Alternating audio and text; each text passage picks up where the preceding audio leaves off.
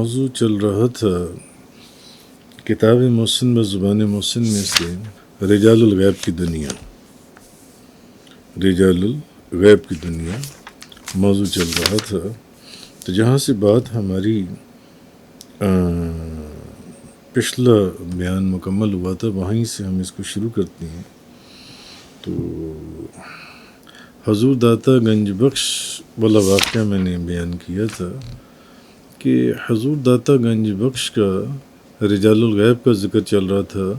کہ حضور داتا گنج بخش کا پیغام لانے والا کیا لاہور کا کتب تھا۔ تو اس کے ضمن میں بات جہاں مکمل ہوئی تھی مفتی محمد زبیر صاحب پیر طریقت مفتی محمد زبیر بیربلوی رحمۃ اللہ علیہ کے حوالے سے، تو بہرحال بات یہ چل رہی تھی کہ کیا وہ مست جو وہاں حضور داتا گنج بخش کے مزار پر بیٹھتا تھا وہ روحانی دنیا میں حضور داتا وہ گنج بخش کے دربار کے انتظامی امور میں آپ کی اسسٹنٹ کی حیثیت رکھتا تھا، انتظامی امور کو سر انجام دینے کے لیے، جیسا کہ میرے حضور قبلہ کعبہ بابا جی صاحب رحمۃ اللہ علیہ حاجی محمد یوسف علی نگینہ آپ فرمایا کرتے تھے کہ گدی نشین کا صاحب مزار سے رابطہ ہوتا ہے، گدی نشین کا، تو جو گدی نشین ہوتا ہے اس کا صاحب مزار سے لازماً رابطہ ہوتا ہے۔ اور پچھلے واقعے میں آپ نے دیکھا کہ وہ سارا واقعہ جانتا تھا کہ مفتی صاحب کب داخل ہوئے اور کہاں سے آئے اور وہ کاغذ اس پر کیا لکھا ہوا تھا اور حضور داتا صاحب نے کیا فرمایا۔ وہ جب آپ پچھلا بیان سنیں گے تو آپ کو ساری جو چیز ہے وہ واضح ہو جائے گی جو ان سے یہ۔ تو بابا جی صاحب فرمایا کرتے تھے کہ میں جب کبھی میاں غلام اللہ صاحب رحمۃ اللہ علیہ کی زیارت کے لیے شرق پور شریف جاتا تو پہلے حضرت میاں شیر محمد صاحب شرق پوری رحمۃ اللہ علیہ کے مزار پر حاضری دیتا۔ تو آپ فرماتے کہ ایک مرتبہ آپ کے مزار پر میاں شیر محمد صاحب شرق پوری رحمۃ اللہ علیہ کے مزار پر بحالت مراقبہ دل ہی دل میں آپ فرماتے ہیں میں نے عرض کیا، سیم وہی واقعہ جو پچھلا حضور داتا صاحب والا تھا۔ آپ فرماتے تھے میں نے میاں شیر محمد صاحب کو دل ہی دل میں مراقبے کی حالت میں عرض کیا، میں نے کہا حضور آپ کے جو گدی نشین ہیں میاں غلام اللہ صاحب رحمۃ اللہ علیہ کبھی جب بھی آتے ہیں ہم ملنے کے لیے کبھی ہنس کر نہیں ملتے، اور فرماتے تھے میں نے یہ بھی مراقبے کے اندر ہی یہ بھی فرما دیا، میں نے کہہ دیا کہ جب بھی آئیں تو صرف دال روٹی کی دعوت سے ہی نوازتے ہیں، کبھی دال روٹی کے علاوہ کچھ نہیں۔ تو فرماتے تھے میری عادت تھی کہ میاں شیر محمد صاحب کی بارگاہ میں حاضری دے کر تو پھر میں میاں غلام اللہ صاحب کے پاس لازماً ملنے کے لیے جاتا تھا۔ تو میں جب میاں غلام اللہ صاحب کے پاس پہنچا تو جہاں کبھی میاں شیر محمد صاحب شرق پوری رحمۃ اللہ علیہ بیٹھا کرتے تھے تو میں نے دیکھا کہ میاں غلام اللہ صاحب رحمۃ اللہ علیہ کے سامنے طرح طرح کے کھانے رکھے ہوئے ہیں جیسے کسی کا انتظار کر رہے ہوں، اور جیسے پہلے بڑے ہی سنجیدہ انداز میں ملتے تھے، ہنس کے نہیں بات کرتے، تو شفقت اور محبت سے اور مسکراتے ہوئے میرے کندھے پر ہاتھ رکھ کر فرمانے لگے یوسف کیا میرے بھائی سے میری شکایت کر کے آ رہی ہو؟ لو پہلے کھانا کھاتے ہیں۔ تو یہ سب کھانے آج یوسف آپ کے لیے ہیں جو ان سے، اور رہی بات کہ نہ مسکرانے کی، تو جس کا قطب الاقطاب شیر محمد جیسا بھائی دنیا سے پردہ فرما جائے کیا اس کے منہ پر کبھی مسکراہٹ آ سکتی ہے؟ تو آپ فرمایا کرتے تھے یہاں سے مجھے پتہ چلا کہ گدی نشین کا تعلق صاحب مزار سے ہوتا ہے، اس کا رابطہ ہوتا ہے، مگر گدی نشین وہ جو واقعی گدی نشین کہلانے کا حقدار ہو، آج کل کے نام نہاد رسمی گدی نشینوں کی مانند نہ ہو، جو طریقت تو کیا شریعت سے بھی بے خبر۔ راکم الحروف کو سلسلہ عالیہ یوسفیہ کی خلافت ملنے کا واقعہ بھی اسی ضمن میں ایک دلیل سے ہوا، یوں کہ قبلہ پیر و مرشد بابا جی صاحب حاجی محمد یوسف علی نگینہ صاحب آپ کے وصال کے بعد ایک رات خواب میں مجھے بابا جی صاحب کی زیارت ہوئی، تو میں نے دیکھا کہ آپ نے مجھے اپنے سینے سے لگایا اور مجھے بازو سے پکڑ کر اپنی مسند کے اوپر جہاں خود بیٹھے ہوئے تھے تو مجھے وہاں بٹھا دیا اور مجھے فرمانے لگے، لو بھائی اب ہمارے جانے کا وقت ہو گیا، اب تم یہاں بیٹھو۔ اچھا، اس نورانی خواب کے چند روز بعد جب مورخہ 10 جولائی 1995 11 صفر المظفر تو میں بروز پیر آستان عالیہ شریف پہنچا تو آپ کے بڑے صاحبزادے جو گدی نشین تھے اس وقت، صاحبزادہ محمد اللہ دیتا زمزم یوسفی رحمۃ اللہ علیہ، تو میں نے چاہا کہ اس مبارک خواب کا میں ان سے بھی ذکر کروں کہ ایسے ایسے مجھے بابا جی صاحب ملے اور انہوں نے مجھے اپنے سینے سے لگایا اور اپنی گدی کے اوپر بٹھایا، اپنی مسند پر بٹھایا، فرمایا لو بھی اب تم بیٹھو، میں جا رہا ہوں۔ اچھا، اس سے پہلے کہ میں وہ خواب ان کو بتانے لگا تو، اور یہ بات میں نے آپ کو تاریخ بھی بتا دی، تو میں وہ خواب بتانے لگا تو آپ بابا جی صاحب کے مزار کی طرف اشارہ کرتے ہوئے فرمانے لگے، کہنے لگے آپ کو مبارک ہو، ہمیں حکم ہو گیا ہے کہ اب ہم آپ کو خلافت عطا فرما دیں بابا۔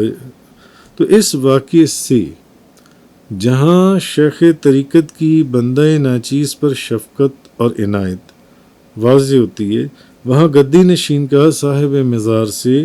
رابطہ بھی ثابت ہو جاتا ہے۔ وہی بات جو میں نے آپ کو حضور داتا صاحب والے واقعے میں سنائی اور جو میں نے میاں شیر محمد صاحب شرک پوری والا بابا جی صاحب والا واقعہ سنایا کہ صاحب مزار کا گدی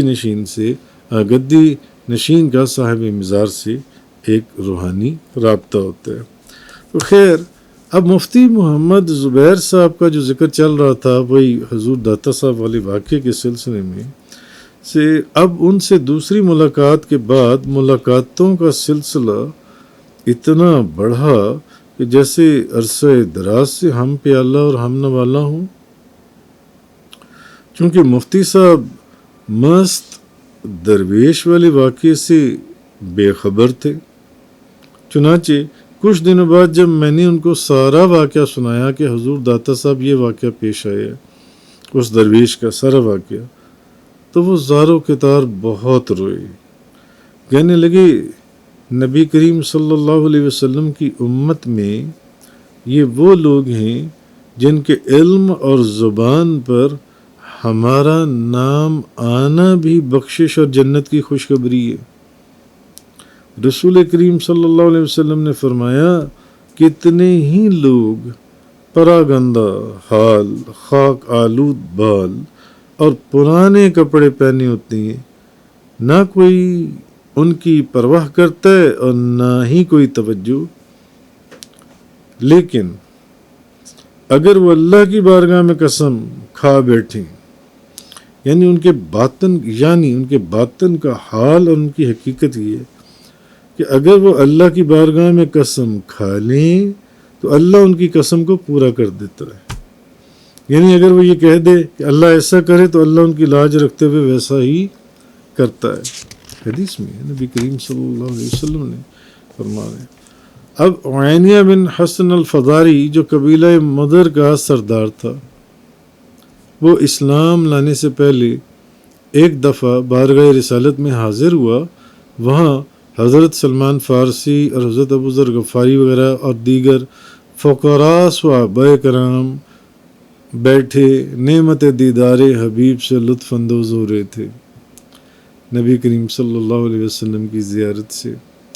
گرمی کے موسم میں ان کے پسینے کی بو اونی جبوں سے اٹھ رہی تھی۔ وعنیہ نبی کریم صلی اللہ علیہ وسلم کو کہنے لگا، کیا یہ بدبو آپ کو تنگ نہیں کرتی؟ ہمارا آپ کے پاس آنے کو بہت دل کرتا ہے، لیکن جب آتے ہیں تو غلیظ اور بدبودار کپڑوں والے آپ کے گرد حلقہ بنائے ہوتے ہیں۔ اگر آپ انہیں یہاں سے اٹھا دیا کریں تب ہم آپ پر ایمان لانے کے لیے تیار ہیں، یا ان لوگوں کے لیے پھر آپ کوئی علیحدہ مجلس لگایا کریں، کوئی علیحدہ مجلس کا انتظام کریں تاکہ ان کی بدبو ہمارے دماغوں کو پریشان نہ کرے۔ ابھی یہ بات ہو رہی تھی کہ فوراً جبریل امین فرمان الہی لے کر حاضر خدمت ہوئے۔ وَاصْبِرْ نَفْسَكَ مَعَ الَّذِينَ يَدْعُونَ رَبَّهُمْ بِالْغَدَاةِ وَالْعَشِيِّ يُرِيدُونَ وَجْهَهُ وَلَا تَعْدُ عَيْنَاكَ عَنْهُمْ۔ اور آپ اپنے آپ کو ان لوگوں کے ساتھ لازم رکھیں جو صبح و شام اپنے رب کی رضا چاہتے ہوئے اس کی عبادت کرتے ہیں، اور آپ کی نگاہیں ان سے نہ ہٹیں، یعنی آپ ان لوگوں کی صحبت ہرگز ترک نہ کریں۔ تو خیر، یہ لوگ بڑے مقبول بارگاہ ہیں۔ تو مفتی صاحب نہایت انکسارانہ انداز میں فرمانے لگے، اگر ہو سکے تو کبھی میری بھی ان سے ملاقات کروا دیں۔ ملاقات نہ صحیح، وہی جو حضور داتا صاحب کے مزار پر وہ جو مجذوب درویش نما ایک فقیر تھا، ننگے پاؤں جو پھرتا تھا، ملاقات نہ صحیح دور سے زیارت ہی کروا دیں۔ مگر عجیب معاملہ تھا، جب کبھی مفتی صاحب ساتھ ہوتے وہ مست دکھائی نہ دیتا، اور جب وہ دکھائی دیتا تو مفتی صاحب ساتھ نہ ہوتے۔ لیکن اس سے بھی عجیب بات یہ تھی کہ اگر کبھی کسی اور کو ملوانا چاہتا وہ مست حیرت انگیز انداز میں فوراً سامنے آ جاتا۔ مثلاً ایک مرتبہ نعت خان پیر محمد علی قادری بدھ والے دن اپنے ایک دوست کو لے کر میرے پاس تشریف لائے۔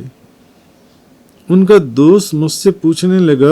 لگا حضرت اس وقت لاہور کا کتب کون ہے؟ تو محمد علی قادری نعت خان جو ہیں پیر صاحب محمد علی قادری،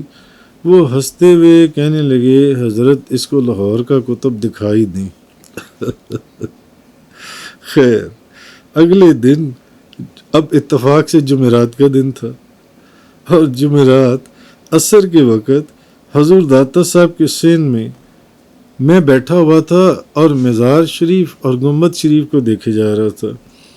اچھا، مجھے نہیں پتا تھا کہ وہاں پر بھی محمد علی قادری اپنے اسی دوست کے ساتھ اتفاق سے اگلے دن وہاں آ جائے گا۔ وہ وہاں پر بھی آ گیا۔ اب میں نے دل میں سوچا کہ یا اللہ، یہ تو کل ہی مجھ سے زیارت کتب کی فرمائش کر رہے تھے، اب یہاں ان ہزاروں لوگوں میں ان سے اس مست کی ملاقات کیسے کرواؤں؟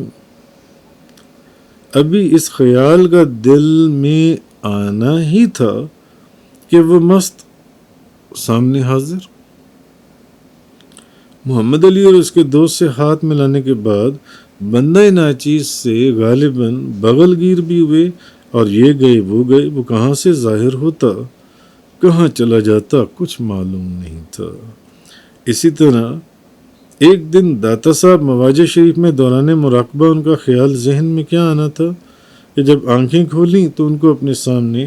آنکھیں جھپکاتے میرے چہرے کو یوں دیکھ رہے تھے جیسے پوچھ رہی ہوں یہ بھی کوئی یاد کرنے کا وقت ہے۔ پھر ایک روز غالباً احمد اور محمد کو ساتھ لے کر دربار شریف گیا، سوچا یہ بھی اس درویش کی زیارت کر لیں۔ ابھی ہم وہاں پہنچے ہی تھے کہ وہ ایک طرف سے آتے دکھائی دیے۔ بہرحال یہ مفتی صاحب والا واقعہ قسط وار آپ کے سامنے چل رہا ہے۔ آگے جیسے جیسے ہم آگے بڑھیں گے آپ سنتے جائیں گے۔ جزاک اللہ۔